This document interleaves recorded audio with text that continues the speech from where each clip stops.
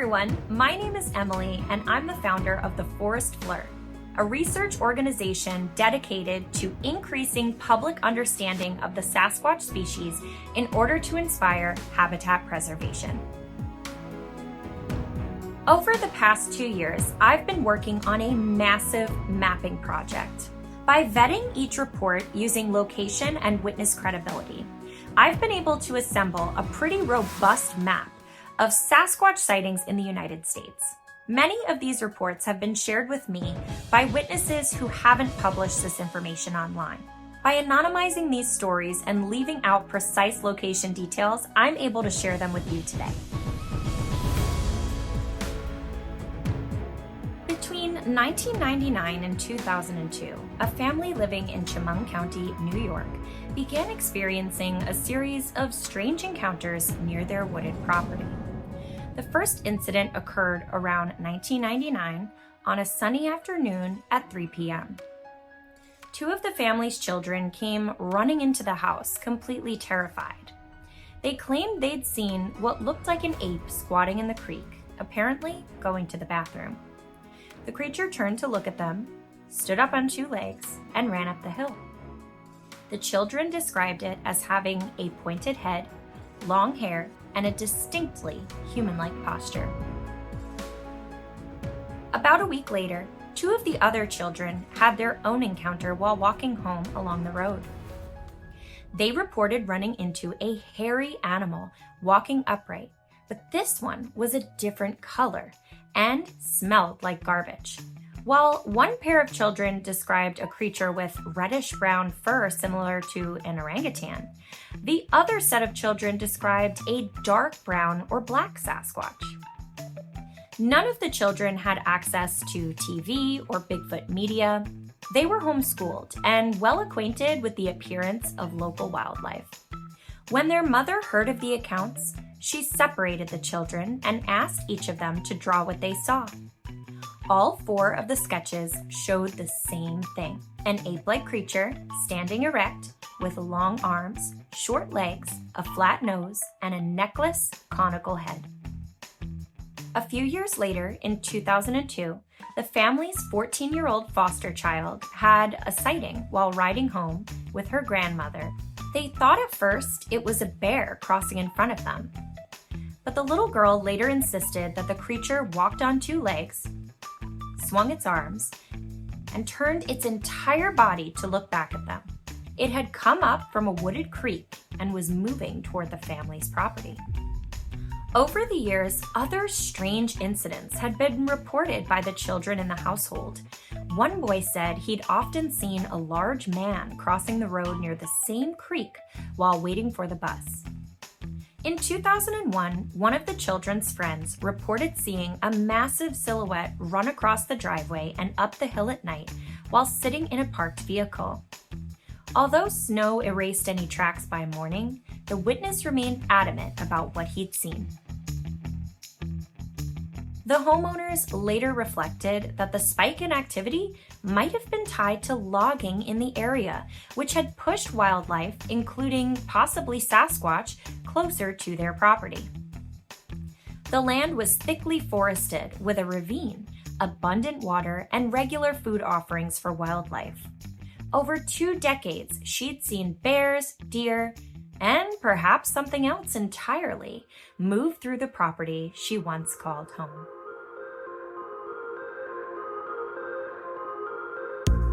In September of 2008, a man joined an older local outdoorsman on what was supposed to be a simple snipe hunting trip in upstate New York, not far from Whitehall. The plan was to explore the marshes, learn the terrain, and maybe flush out a few birds. But before they ventured too far, the old-timer offered a stern warning. "Never go into that one marsh alone. Ever," he said. "And if you do, carry a gun big enough to stop a bear." At first, the young man thought it was a joke, meant to spook the newcomer. But the older man's tone didn't waver. He explained that there were wild men in those swamps. people who had lived there for generations, inbred and feral, surviving off whatever they could find. According to him, they were dangerous. Still skeptical, the man figured the old-timer was just eccentric. But then came an offer. "You want to see one? I'll show you." They paddled their small boat through the marsh, the grass rising chest high even to the younger man, who stood 6 feet tall. When they reached the edge of a field, the old man cupped his hands and let out a strange echoing call. Woo! The sound made the younger man's hair stand on end. Moments later, something stood up in the tall grass. The creature towered above the vegetation, its belly roughly where his own chest would be, making it at least 7 to 8 feet tall. It was massive, broad-shouldered, and wider than any football player he'd ever seen. He flicked on his flashlight, and that was a mistake. The creature screamed and charged toward them, sending a shock through both men. "What did you do that for?" the old-timer shouted. "You idiot! I didn't tell you to use a light!" The old man began paddling furiously, pushing the boat into the current of the nearby river until they were safely adrift. Only then did he stop, fuming and out of breath. He explained that the wild people, or whatever they were, often tried to provoke fights. They knew what guns were, he said, and would attempt to lure hunters into using them. He compared it to a tactic from his time in Vietnam, a distraction from the front while others flanked from behind. According to him, the beings weren't always in the area. They moved with the seasons, appearing in the marshes and on Black Mountain, but disappearing for months at a time. He claimed they were barefoot year-round, even in the winter, and often more aggressive during the cold weather. "If you ever want to piss your pants," the old man said, "go to the marsh at night when the frogs are calling. Warm nights are bad, but foggy ones are worse." He described seeing them throw rocks, stalk hunters through the fog, and move silently through the cattails. He believed they were not starving, but dangerous territorial predators that had learned how to hunt.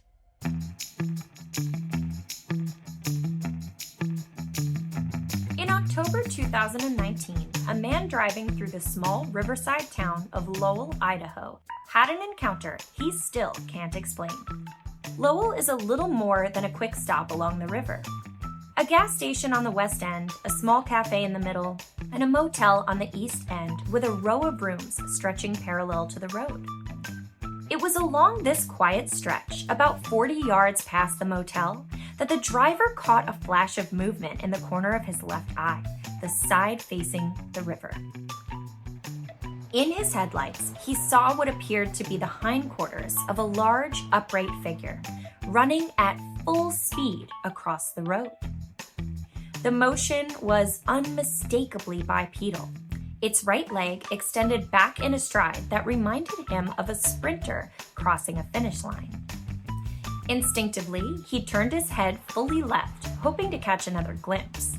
In the dim light, he could just make out the silhouette of a massive, dark shape and the faint outline of a muscular upper leg as the figure disappeared down the riverbank, vanishing into the blackness below.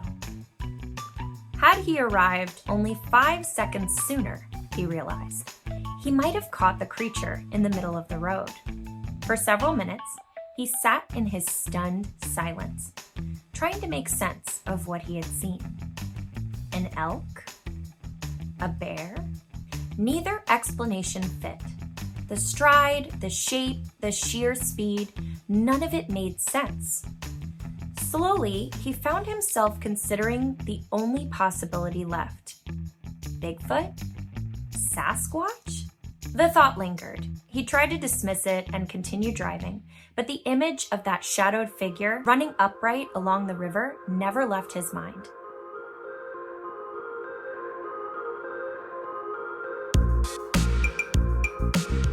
In October of 1990, a hunter in the Grayling, Michigan area had an experience in the woods that he's never been able to forget. He was perched quietly in a tree stand, deer hunting, when he noticed movement less than 20 yards away.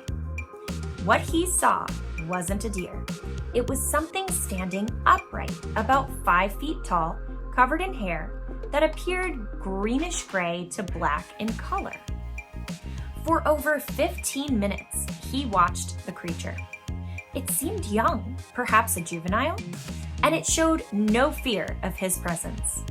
At times, it even appeared to peek at him from behind a tree, as if playing a strange game of hide and seek. The hunter recalled a distinct odor surrounding the area. It wasn't particularly foul, but it was unlike anything he'd ever smelled in the Michigan woods. Something earthy and unfamiliar. Right then, their eyes met. The creature seemed curious, not aggressive. Moments later, an unfamiliar sound.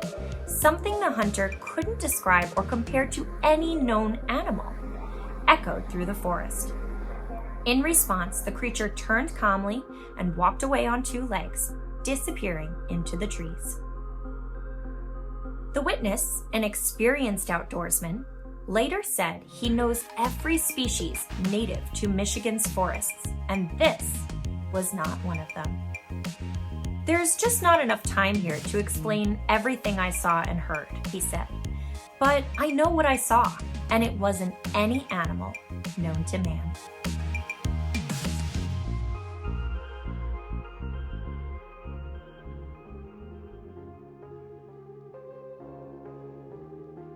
In the summer of 1979, a man, his dog, and his girlfriend set out to prospect for minerals in the Ossipee mountain range of Wolfboro, New Hampshire. Their goal was to reach the ledges of Bald Mountain, a rugged, rocky peak south of Mount Whittier that overlooks Connor Pond below. They parked along Gilman Valley Road, past the Tamworth-Ossipee town line, and began their bushwhack up the mountain. The trio was searching for contact zones, areas where 2 rock types meet and sometimes reveal crystals. As they climbed, the trees began to thin and the legends opened up to a sweeping view of the valley below. That's when they saw it. Roughly 100 yards ahead on the open rock stood a small stone structure, primitive yet deliberate. The stones were large and roughly stacked.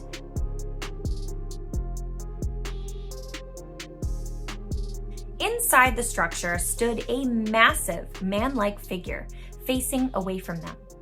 It was roughly 7 feet tall, its entire body covered in matted gray hair about 3 inches long. In that same instant, the dog began to growl. The creature responded with a deep, guttural noise, unlike anything the 2 had ever heard. "I can't even describe the sound," the man later said. "It wasn't human and it wasn't animal. It just shook us." The man's girlfriend panicked and a wave of dread hit them all.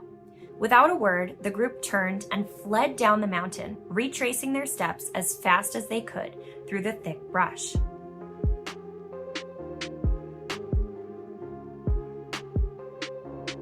In the days that followed, they told friends about what they had seen: a stone shelter and a giant gray-haired creature standing within it.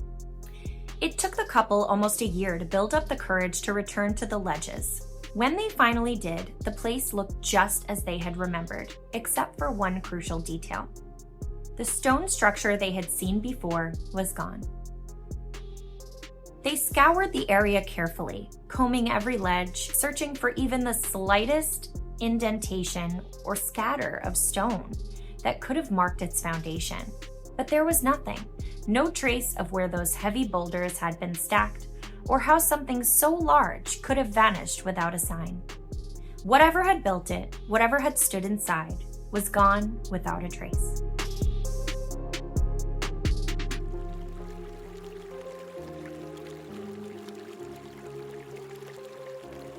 In 1970 in Topsfield, Maine, a quiet rural town surrounded by thick forest and winding rivers, one family's ordinary trip to the dump turned into an encounter they'll never forget. It began when a local woman drove up to the town dump, preparing to back her truck in. Ahead of her, she saw what she assumed were 3 bears rummaging through the garbage. 2 large ones and a smaller one standing off to the side. Encounters with bears weren't unusual in the area, so at first she wasn't alarmed. Still, she decided to wait in her truck until they left. She honked the horn and revved the engine, expecting them to scatter, but instead, both of the large animals stood upright and turned to face her. That's when she realized they weren't bears at all. The 2 large figures stood on 2 legs, fully erect, covered in dark brown hair. The smaller one rushed to the side of what appeared to be the female, who scooped him into her arms. The witness could see the light-colored palms and soles of the small one's hands and feet. The larger male, towering over 6 feet tall, took a step forward and bared his teeth. Large, human-like, but enormous and yellowed. The female, slightly shorter, around 6 feet tall, had pendulous breasts that swung as she ran, clutching the juvenile on her hip. The male stood his ground, roaring and punching his chest before finally turning and disappearing into the tree line. The woman, terrified, sped home white as a sheet. She burst through the door, headed straight for the gun cabinet, and pulled out a 12-gauge shotgun. Her husband, startled, tried to calm her down, but she insisted he come back with her to the dump. She was determined to show him the wild monkeys that had frightened her. When they arrived, the area was silent. No movement, no animals. But the husband found something else instead. Tracks, hundreds of them. The muddy ground around the dump was covered in barefoot impressions, some large, some small. Each showed 5 distinct toes, like a human's, but much broader and heavier. They weren't bear tracks, the man said. I've tracked and shot plenty of bears in my day. These were something else entirely. He followed the prints across the dump and into the woods, where they eventually vanished into the thick brush near the river. Whatever had been there was gone, but the memory of that night and the fear it brought to his wife never left their minds.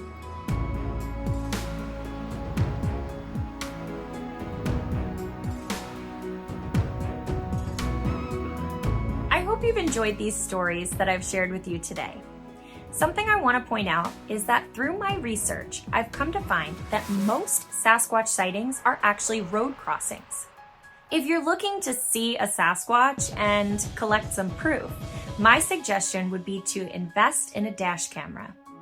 If you're interested in learning more about the science and stories behind Sasquatch, head over to my website and social media. Thanks for watching!